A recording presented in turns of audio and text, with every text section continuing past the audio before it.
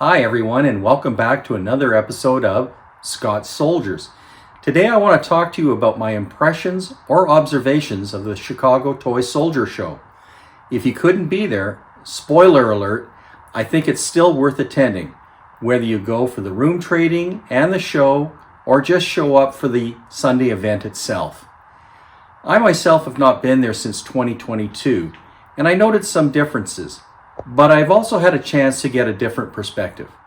This year I was invited by Replica Toy Soldiers to work behind the table, and this afforded me the opportunity to see things from both the dealers and collectors' point of view. So bear with me, this is going to be a long video.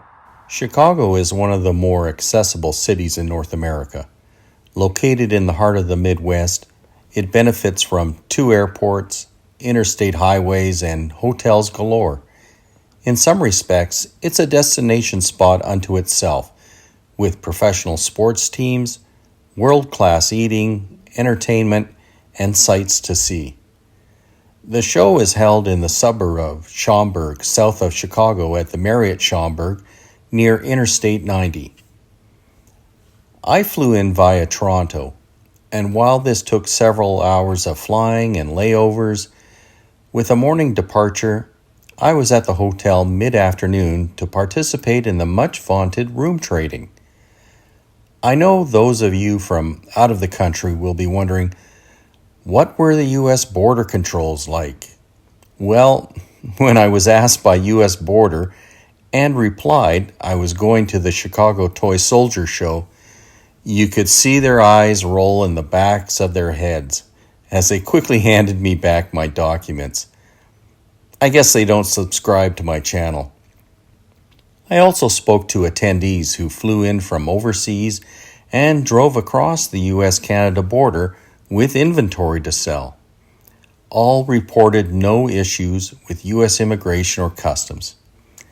What else can I say?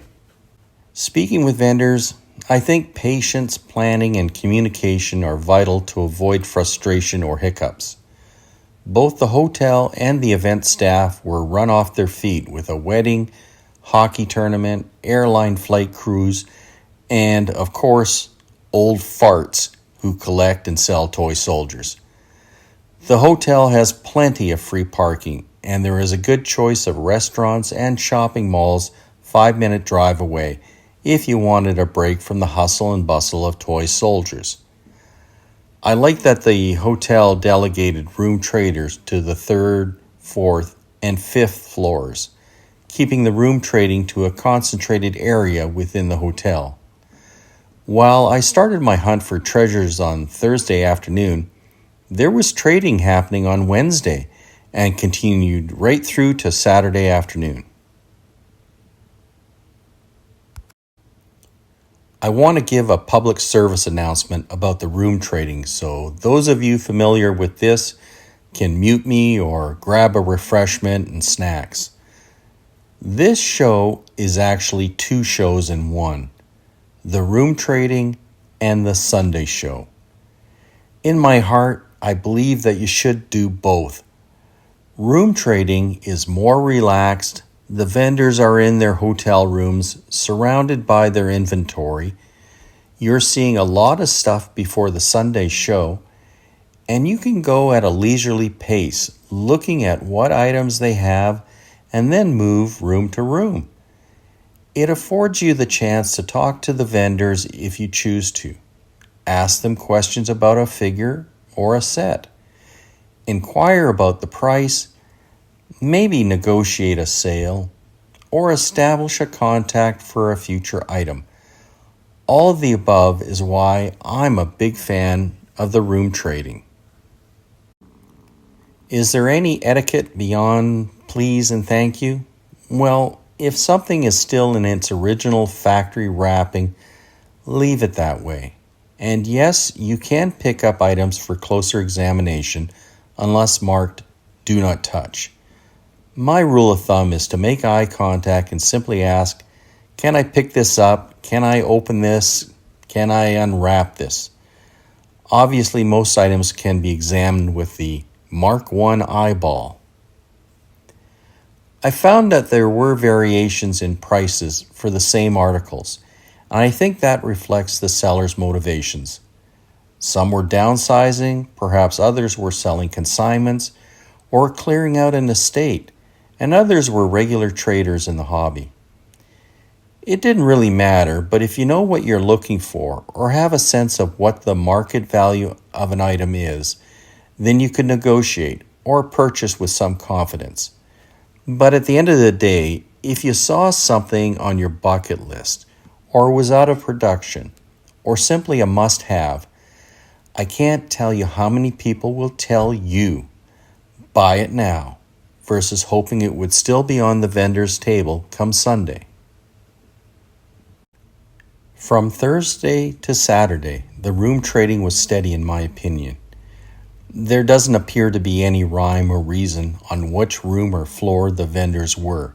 So, with the paper guide provided by event organizers, you will be able to find the retailers like Michigan Toy Soldier, Tree Frog Treasures, Remington, Samex, Joseph Sane, Hobby Bunker, to name a few, as well as authorized dealers and traders of toy soldiers and the makers, including Bob Hornung, King & Country, Replica Toy Soldiers, William Britton's, Nate's Garage, and others.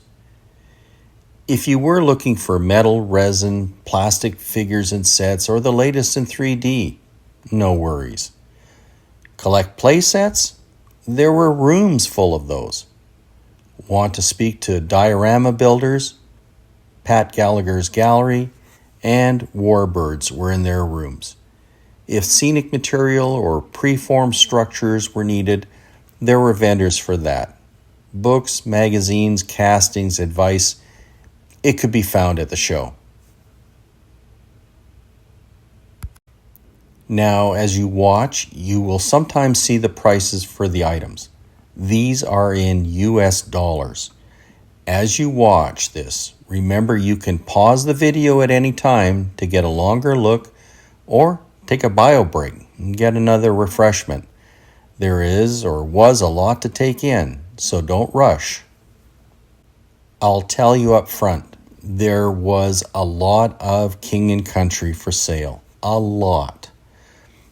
I didn't focus on every piece of King & Country simply because of the volume, but I will add that if you were looking for box sets of armored vehicles or current stock, be it World War II, Napoleonic, Vietnam, or other figures, you had a good selection. It was really a matter of deciding which vendor and how much you were willing to pay. If you were looking for retired pieces, vendors had those, and one of the traders I visit with when I'm in Chicago is Mike Jones, and in particular, he helped me find a King & Country figure. So don't assume that your missing item to a set is not there. It might be, with a little more looking. Again, with most of the vendors, pricing was negotiable, and more so by Sunday afternoon.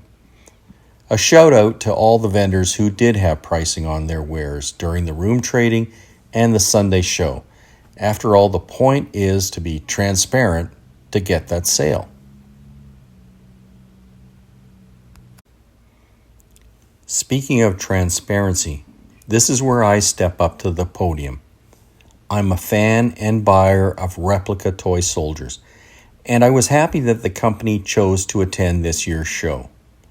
As it was Replica's first expedition to the show, I was asked and accepted to help with advice, assistance, and setting up of Replica's table at the show.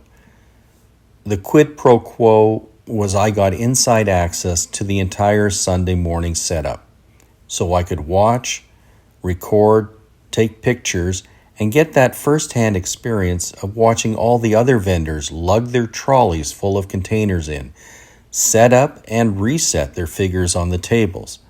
Thus, a lot of these images are of the tables before the general public entry Sunday at 10 o'clock, so you can see what was there. The morning of the Sunday show has the vendors setting up their tables, trying to figure out the best way to display the eye candy, seeing what works and doesn't work before the public enters. As you notice, everything is laid out for maximum impact and to take advantage of space. Items are priced, box sets opened, and there is plenty of room to move along the tables. The layout is easy to maneuver, there's no stairs, and the lighting is good. I wasn't able to gauge the volume of attendees when the door opened because I was already inside at the replica table. Having said that, there was a noticeable rush from 10 o'clock in the morning to about noon, and then it leveled off. If anyone watching has another perspective, let us know in the comments. Now, as you keep looking at the images, look at the diversity of figures. Like, for instance, these 1/6 figures on this table. Now, I'm not knowledgeable on this scale, but I was glad to see that there was a vendor. And like I've mentioned before, this hobby is a big tent, and there is room for more.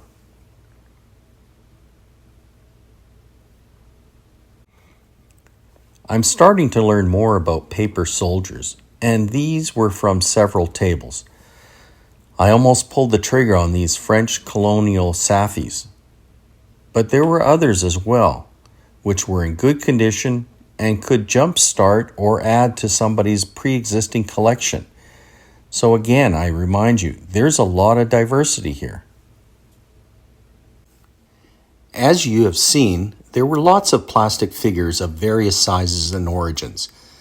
I would also add that there were plenty of the classic armies in plastic, LOD, Atlantic, Airfix, Matchbox, and other green army men. But there were also larger figures, such as these ancients, and 3D printed figures.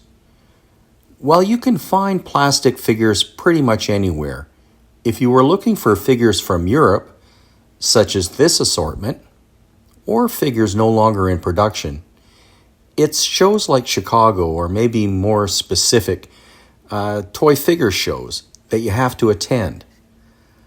Either way, I think Chicago would have provided you an opportunity to find and spend on plastic figures. I talked about Nate's Garage in episode 15 on the 2022 Chicago show.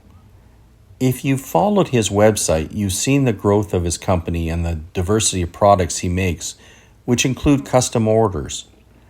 This is largely a one-person operation with family assistance and deserving of our respect and patronage. He had the family out to support him throughout, and I was really impressed by the range and imagination of stuff he had for sale in his room. I don't know how to characterize his work. Is it naive? Is it steampunk? Is it interpretive? I don't know. I can tell you, his figures and sets were flying out the door, and I think by Sunday, he had sold almost half of his inventory before the doors opened. Check out his website and tell him I sent you. You won't be disappointed. Thanks, Nate. If you are looking for more toy soldiers on YouTube, check out a video of Ed Poole's collection. I'll place a link in the description paragraph. Ed, as many of you know already, has written a book on Britain's Swap-It Nights, and calling him the authority on this subject is just and fair.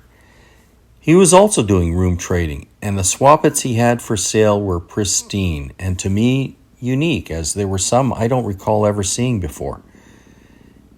Ed also had copies of his book, Swords and Roses, a collecting guide for Britain's Swap-It Nights, and that was available for purchase. And yes, if you asked, he was very happy to sign your copy. Now, stupid me, I missed the boat. Maybe next year. Ed mentioned that he is writing a second book on the subject of swap-its, which he hopes to have published in 2026. So if you collect swap-its, want to add to your library, or are just looking for what will be a great read, contact him or look for it to eventually appear.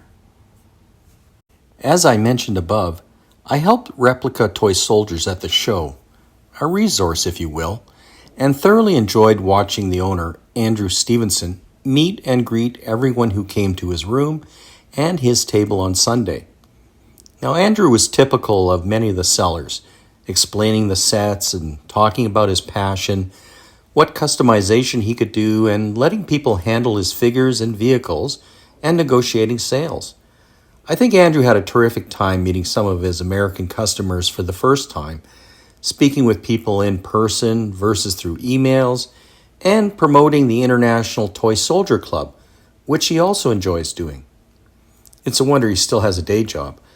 As the only toy soldier maker from England to attend, hopefully he will have found new clients and will make the trip back to Chicago in 2026. The replica table was full of bands including a great French Second Empire, a selection of 3D printed vehicles, some splendid U.S. cavalry, Boer War, and Indian Army figures. But check out the website of this and some of the other makers that I mentioned or you see in this video. This is the beauty of small makers. They are not bound to contracted production runs or overseas logistic and supply chains. Thus, Replica, Nate's Garage, Bob Horning, and like-minded firms can do custom orders of your favorite regiment, period, service, or anything. It's all a matter of asking what is doable. Speaking of Bob Horning, he is best known for his medieval knights, and they are fantastic pieces. The detail and paintwork is art.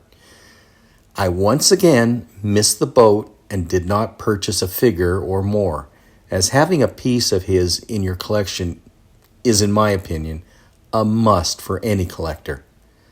But I noticed something else. Since I last saw his figures in 2022, he has expanded his works, as you can see from these photos, and so there's even a greater choice of getting something made by him. Warring Warbirds did several dioramas, including this incredible D-Day Juno Beach, which I'm told was the size of a ping pong table.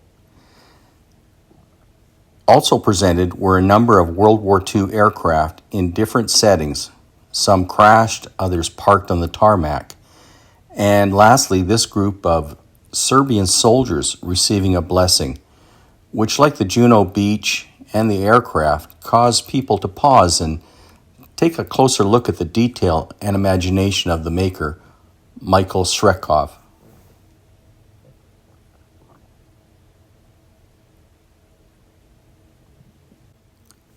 As a sponsor of the show, Hobby Bunker had a large retail area set up which highlighted the products it sold. Again, a very good selection of old and new toy soldiers, matte, gloss, and plastic. Preformed terrain, buildings, and kits. Aero Art International was also sharing space with Hobby Bunker, and for those of you that have seen their figures, I think they can only be described as art, plain and simple, albeit with a price that matches it, but still, they are one of a kind, and for the connoisseur collector, I think there's something that there is always going to be available for you. There were a number of vendors from France, and I found their items to be interesting only because I was not familiar with a lot of European makers. I think if you collect civilian or military figures, what these vendors had to offer would add to your existing displays. And yes, there were CBG, Mignot, but there were other metals beyond that. Now, these plastics, I think, were Duro from Belgium. Likely I'm wrong. But different from the norm of knights, cowboys, or green plastic army men. These Del Prado Samurai were really nice. I've seen some of these before, but in my opinion, they are as rare as hen's teeth in North America. So if that's what you collect, this would have been a great time to augment your collection. I'm adding some additional photos of what I call European figures. Some metal, some not, but all unique. The sizing was not always 1/32 scale, and there were a number of solitary figures versus complete sets. Again, if your collecting was towards this style of figure or specific maker, then you were in luck. I don't think, and I could be wrong, but you'd have to travel to Europe to find these figures in any significant quantity. Even at the December 2024 London show, I don't recall seeing this many figures of this nature. I've already mentioned Bob Horning and his reputation for creating medieval figures. At least that's how I discovered him. When I saw his inventory during room trading, I was taken aback by the range of themes. I don't think these photos do it justice. He had his space figures, trees, outstanding knights, but he also had additional sets, which I don't recall from 2022. I'm kicking myself again because I forgot to pick up a few of his pieces. If any of these sets or figures appeal to you, search them out. Your purchase will be rewarded by having it in your collection. I think he really does unique themes, figures, and frankly, he's just a one-of-a-kind artist again. During the room trading, there was a room called the bargain room, where loose figures, and some in need of tender loving care, were scattered across a queen-size bed, in trays, boxes, and on countertops. You just walked in and selected a minimum amount for a set price, say 20 figures for $40. I can't recall, but on the last day of room trading, and I think this held true for the Sunday show, you could get a figure for $1, a steal. So if you were skilled at repairing, like to strip and repaint, or just looking for a figure to fill in a set, whatever, this was definitely a stop and definitely a bargain. So we're getting to the moment you've all been waiting for. What did I purchase? Well, I went to Chicago having no clear items in mind. It was more to experience the show through replica toy soldiers. A vendor's experience, if you will. And if I saw something unique or would fill a vacant space in a set, I would consider it. I would add that I was looking to add to my French and Indian War gloss figures, but I wasn't holding out any hope there. But more on that below. Drum roll, please.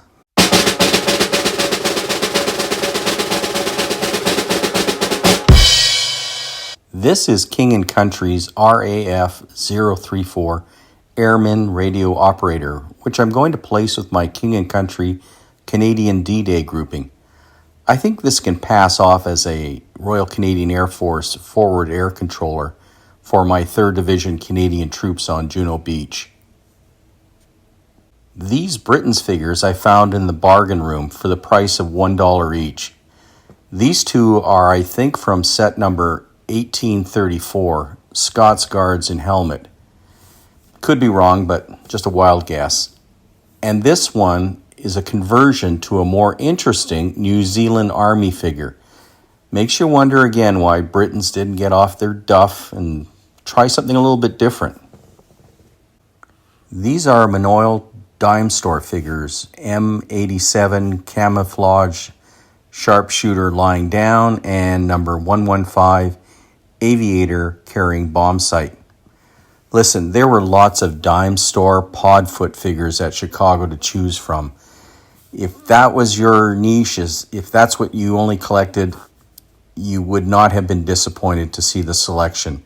You know, some are a little more loved and a little more played with than others, but still, a great selection of these things. And these ones were only $1 as well. I've already mentioned Nate's Garage earlier, and here is what I bought. I could have bought more from this gentleman. I truly believe he makes unique pieces. What sold me on this vehicle is the title, World War I Canada Command Vehicle, number BR075. And as you know, I like all things Canadian, and so I had to pick this up. But as I look at it now, my mind runs through What is happening on the vehicle? You have a driver trying to navigate a muddy French road full of shell holes while German artillery starts to range in on them. And meanwhile, you've got the three officers, no doubt each with a totally different map, each in command, telling the driver where to go. It's an accident waiting to happen. Now this second piece is so whimsical, I had to buy it. Now this to me is really steampunkish. It's called World War I British Rocket Flyer number BR-126. There were 4 different variations on this theme, and all were gone by Thursday afternoon. I'm telling you, they should have brought more. I found these early gloss King and Country Highland Brigade pieces to add to my collection of these figures. I find these can be a bit of a challenge to find, boxed or unboxed.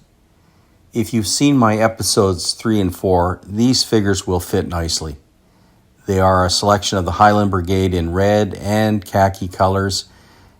And one thing I noticed when I was lining them all up, and I draw your attention to it, is the faces and the differences in each one, particularly the eyes. This grouping are by Tradition of London, number 0621, Franche de la Marine, and were in a box of loose figures that Joseph Sain was selling. I don't recall these in his room during room trading, and hence my earlier comment that Chicago is actually 2 separate shows in one.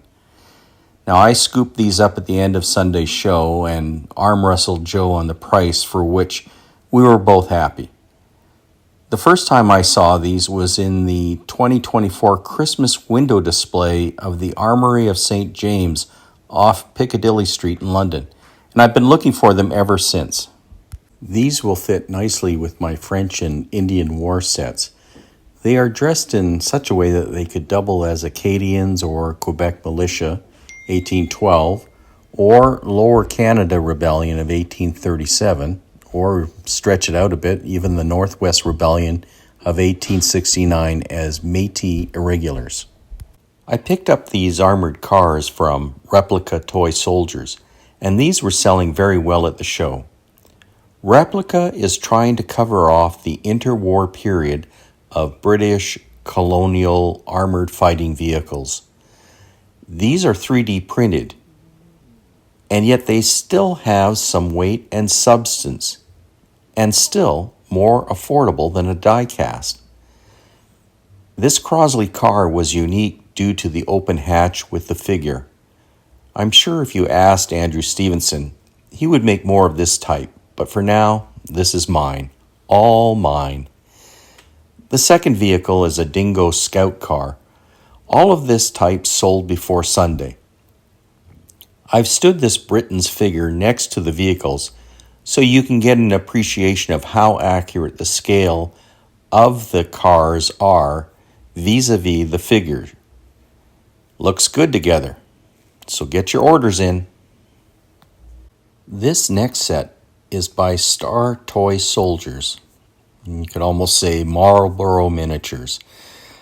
I was able to buy these, and these are Star number 12 and 13, black watch pipe and drum sets, for a really good price. And I think these will go very well with my old gloss King and Country Highland figures. Now I sent one of each figure off to England to have Replica make more of them for me, so I'll have a more fulsome band to march my King and Country Highlanders off to battle. This is Ben Gurion Models set SS7 titled World War II RAF Air Mechanics, and the box is dated 1995-96. To my eyes, this is a one-of-a-kind, although a Google search shows them on eBay and other auction sites. Perhaps some of you out there have this set already or have seen it before. I really like the concept. I wonder why Britons or other makers never did this. It's a simple setting and could be placed in a diorama out in an aerodrome hangar or in a random airfield. I was happy to find it and add it to my collection. Lastly, I picked up these Nostalgia N241 Canadian Royal School of Mounted Infantry 1887 winter dress at the BMSS November 24, 2024 auction. Replica toy soldiers delivered these to me at the show, and I can now share them with you. The officer with the binoculars and 2 mounted troopers make a fine set and a nice addition to my collection. I also picked up these 2 books at good prices, and yes, there were books and journals to be had at the show. This is one about the 19th century Indian Army, and it's a reprint from 1911. The second is the history of a pre-World War II Chicago toy soldier maker named Edward Jones. Now, this is a collector I knew nothing about, and so for me, it's all about the education.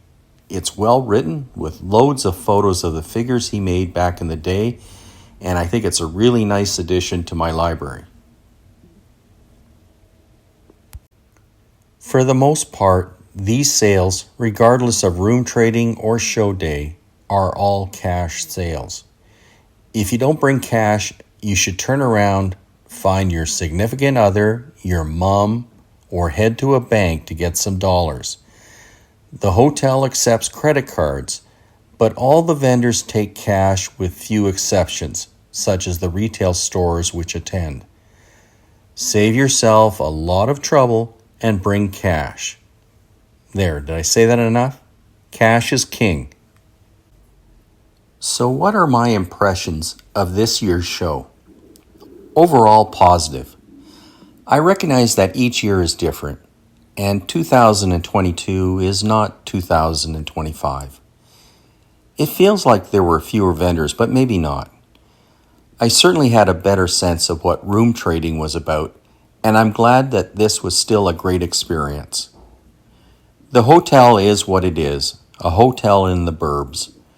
Would I go again? Yes, absolutely. Should everyone go? Yes. If you can get there, go. I see no reason to deny yourself the opportunity to either attend or be a vendor. If you collect plastic soldiers, are looking for play sets, 3D printed figures or buildings, old figures, new figures, gloss or matte, or just some that are battle-worn, you will likely find what your heart desires. You can argue about the choice of Chicago, the time of year, or other issues, but really, aren't you going there just to have a good time, enjoy the company of fellow collectors, and pick up some figures? That's why I went. So look at your calendar and circle September 20th, 2026. It's less than a year away. Until next time, keep collecting.